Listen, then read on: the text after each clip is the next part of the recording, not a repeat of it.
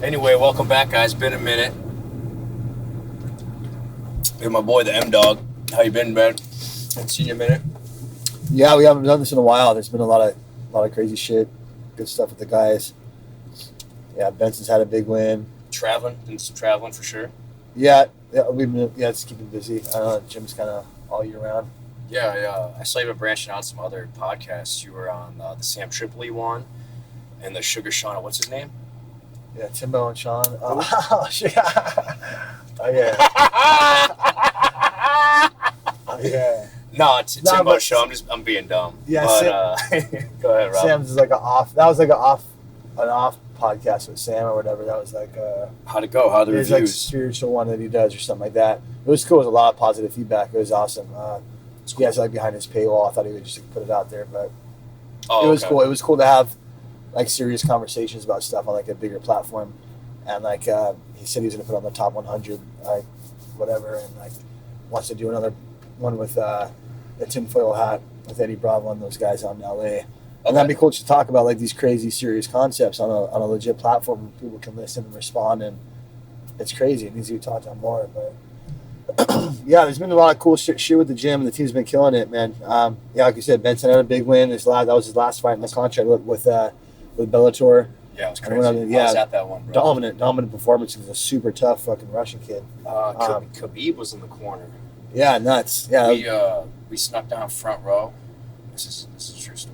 Oh, right on. You know, you buy the cheapest ticket in town. You know, yeah, of course. You know, you come down with those steamroll. You know, you get enough momentum. One person has a ticket, you kind of follow everybody. So we're sitting down low, and so the other opponents, like friends and stuff, were 2 rows in front of us. Oh shit! And you know, we're about 8 deep, and you know, we'll let them know who we're rooting for. You know, of course. And bro, I don't know who this kid was in their group. This kid might have been. He didn't look like he was older than 15, but this kid stared at me like he was gonna kill me. From their group? Yeah, dude. I was like, dude, oh my god, I'm gonna be killed by a 14-year-old. You know, the kid's probably some Sambo champ. Yeah, specialist, killer, wrestler. I can't wrestle at all, you know, but whatever. No, but dude, Benson killed it, bro. The place was the whole place was going bananas for him. Kids came out. It was crazy. Big win.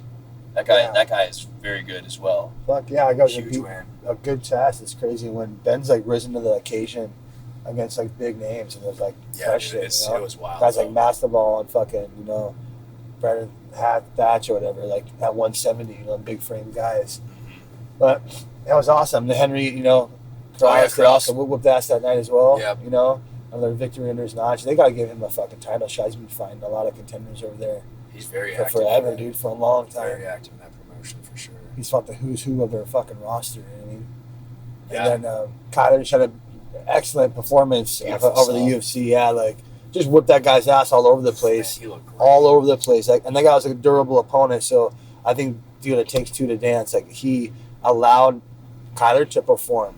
You know what I mean? Kyler got to display a lot of weapons, a lot of his arsenal, and a lot of movement, and then that fucking perfect submission at the end, like, just fucking clean all the way through. You know what I mean? Like, he deserves he got a performance of the night.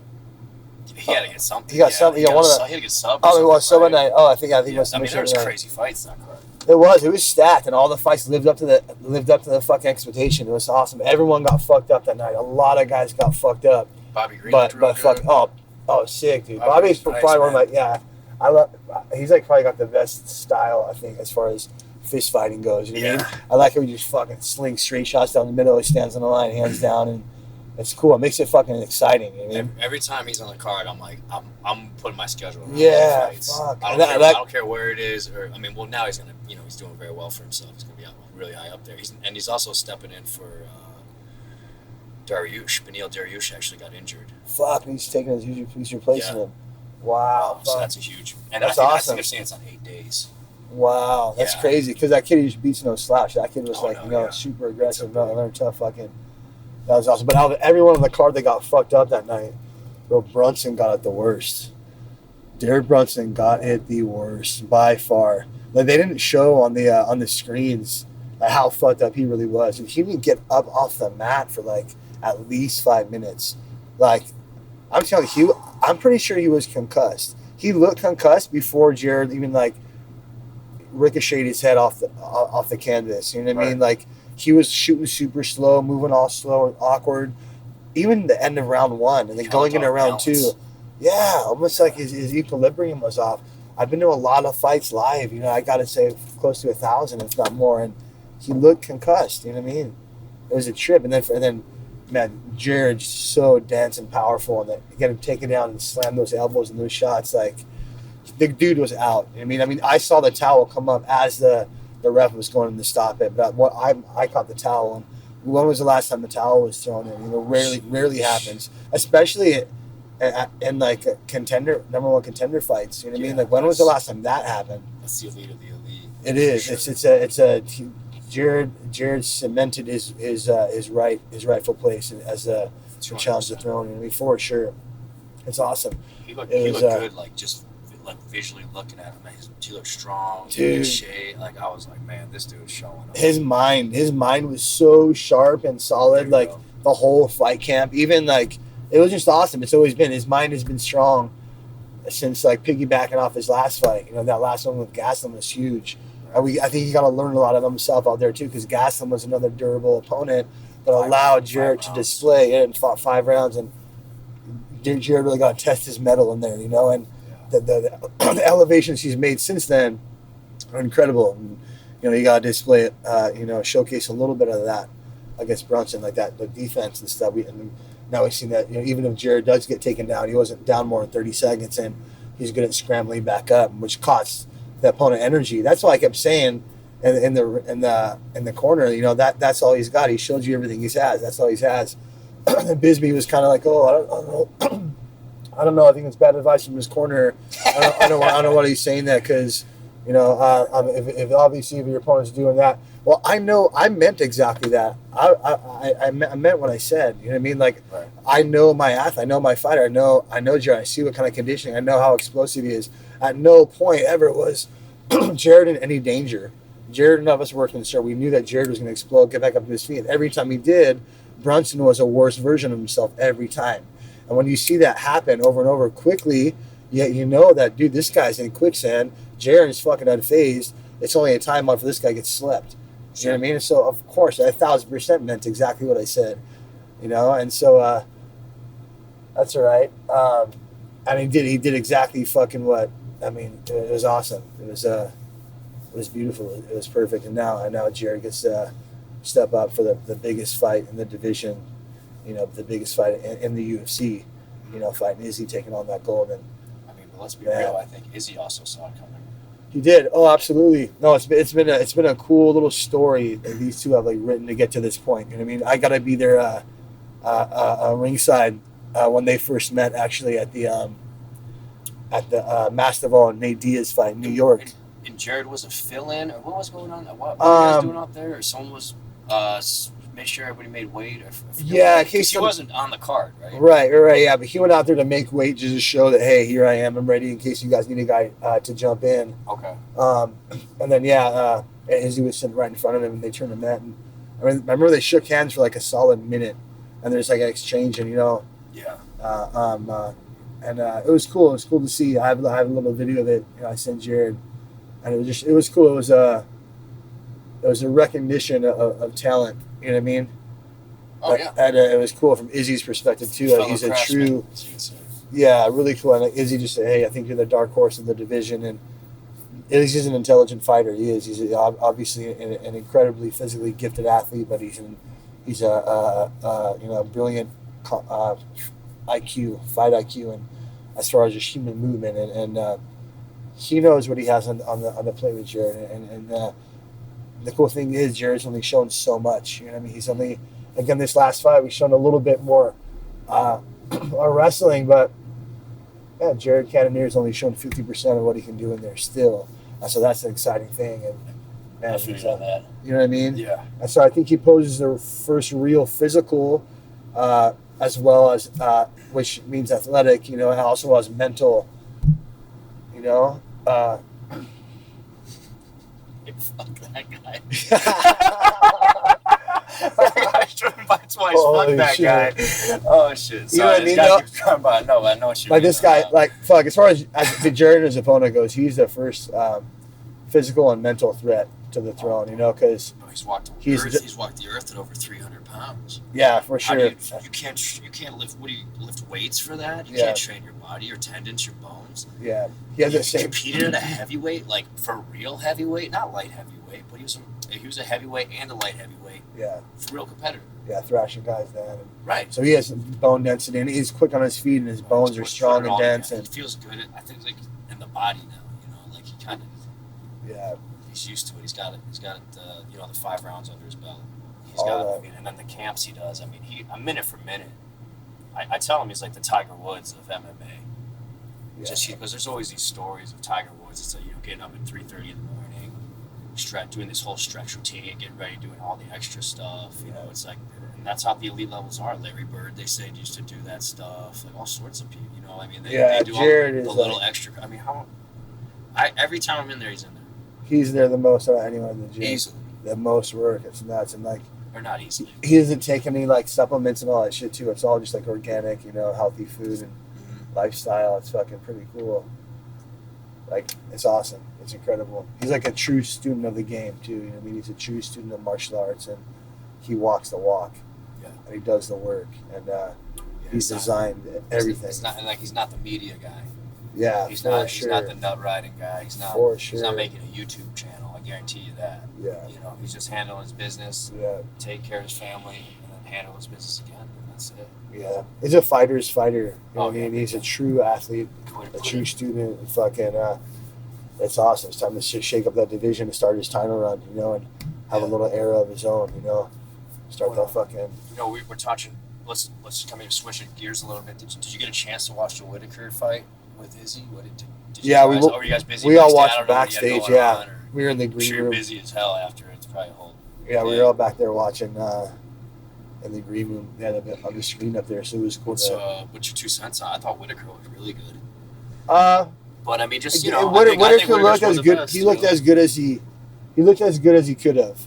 He looked better than he did the first time. Right. He looked as good as he could have. When it comes to comparing the two as fighters, Whitaker's almost like a one-trick pony, though. And I say that he doesn't switch his stance up a lot, and so he's only he's good though. He's only portraying one dimension too. But what he's good at didn't even really land, like not even really once on Izzy. You know what I mean? Like he did get his hands on him, get him on the cage too, but Rob's good at that big left hand, that big kick, that big punch kick he does, and everyone knows he had that style. But Izzy as a chess player, was able to avoid that and manipulate him and just make Robert chase him and take the weapon off the table. Exactly, exactly. So these are the kinds of things that Izzy's got. He's out there playing checkers and chess, and he has all these guys playing checkers, and so it's incredible. It's cool. It's cool to see that develop on the live stage, especially between two premier athletes. I knew from their last little tussle, I knew that Rob wasn't going to develop enough to beat Izzy now. They both got better since then, and I don't think that Whitaker did the work to get better than Izzy's got in that time. You know what I mean? Yeah. And I kind of, but cool. It was cool. Yeah, I think they want to do it in June or something like that for the guys in the next few months. So it's awesome. It's cool for the sport. It's good for the division. It's good for everybody. Yeah, man, it's gonna be fun. Can't wait. What else is up here, man? How you feeling? You still training? What's going on? Take a little time off. I know you've been super busy this last month. Yeah. We kind of just want to get Jared's fight out of the way. I've been talking with my manager, David, over there, and at first round, just about some opportunities or whatever coming up, and it'd be cool. I would like to get a glove. A close-fisted glove, fight, just to protect the wrist a little bit. Especially we got this big fight with Jared coming up. I want to, protect these things, and I still stay in the spar. I spar and lift, at least twice a week, just to kind of maintain program, and then just jump into full camp and everything, and do all my maintenance stuff. So it's cool. I'm ready for whatever. I mean, it's just cool that the fucking everyone's so busy. You know what I mean? Yeah. about packed these places, you know. Bro, it's banana. Dude, everybody rides the wave of the winds. So we're in the parking lot right now, not drinking. We're in front of a parking lot of a parking lot. But yeah, dude, the whole gym's riding the wave, you know, for sure. But what's up in your travels, Rob? I know you like to get a little extra research in. So maybe sometime have a little more time to yourself. Yeah. Anything new on the horizon, or maybe we could set it up for a future pod, or any. I mean, because I know some of your topics are, you know, pretty dense, so you know you can't really, you know, we don't want to just brush over things. Yeah, I've been like, I don't know. I guess I've been looking at like homeopathic schools in the area, like learning about spagyrics, right? All that. Right. Yeah. Herbs and all that. I want to highlight that. I want to learn because that's something applicable that could like help people, and that I can geek out and learn about, and then like, you know. But that's like something that takes a lot of time and all that shit. And there's so much to learn, and I'm just like flirting with the knowledge, and like, it's fucking crazy. Do you feel more sometimes though that the mental aspect can help people as well?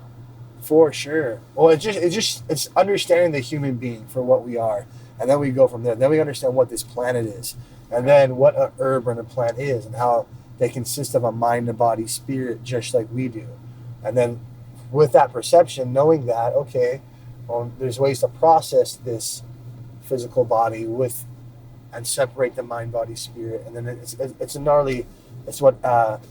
it's what modern original medicine was meant to be. These elixirs, and eventually it would like heal the spirit of the human being, which would affect the physical body, which is a super cool way to look at medicine, and not the traditional way they're teaching it. But then again, I mean, the Hippocratic Oath. These as physicians, when they get their doctorate, in that oath it says that, you know, physician does not study astrology. He doesn't have the right to call himself a physician, which is saying how important that astrology and the stars and the planets and the cosmos are to us as a species on like a cellular level. You know, sure. It's kind of a gnarly thing, and I don't know. I don't know. It'd be really cool. My uncle was like one of the biggest pharmacists in Boston, one of the original guys. And actually, the guys that all started CVS learned from him. And they were supposed to open up a new pharmacy. They kind of went behind his back and opened up the first CVS in Boston. Kind of crazy, yeah. Yeah, Arrigo Brothers Pharmacy. Yeah, Joe. He's turning 90 or something, actually. Just sent me Michael back and visit him. But yeah, crazy. I don't know. I'm super interested in just the human health side of it. Again, it's all human potential, but it's something that I can do later on in life as far as helping people. And it's crazy. I don't know. Yeah, it's a whole other podcast topic on itself. And right. I feel anyone interested in this stuff sounds interesting at all, just research Paracelsus. Paracelsus was like the first medical doctor of like the Renaissance era who was an alchemist, and he made original medicine the way it was intended to be for us as a species, alchemically speaking. Spagyrics is the name of the science. Spagrycis. Spagyrics. Did I say it right? I don't think so. It's like spa. Spagryris. Spagyrics. Look that up. Look up Paracelsus. It's crazy. Yeah, maybe kick off a pod next time with those. I mean, that's, I'll bring some books in to show the guys, people, if they're interested in that and all that. But we just want to touch base after the fights and everything, and we haven't done one of these in a while. Yeah, but, absolutely, man. Yeah, I know it's still MMA induced, but that's cool. We just had a big wins for the guys and everything, so we're pretty pumped up. Yeah, we'll have to get Jared down here to do one. And he's out in Dallas still. When he gets back in the gym, we'll have him do the next one. There, right?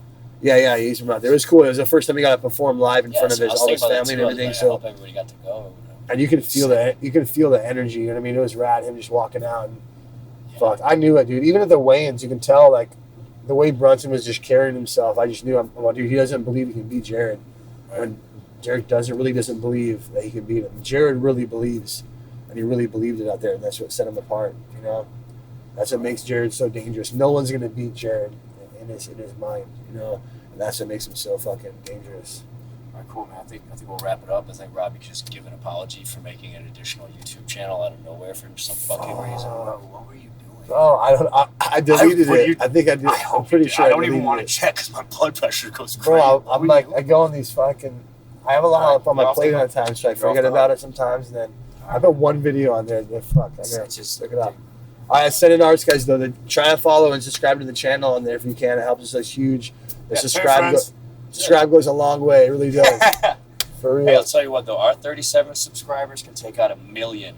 There we go. Of other subscribers. Hey, for reals. But the more we get, the better. And then we'll want to pump out more content and shit. And I'll go. It's all good. Love y'all. Appreciate it. Good catching up. We'll see you guys in the next one.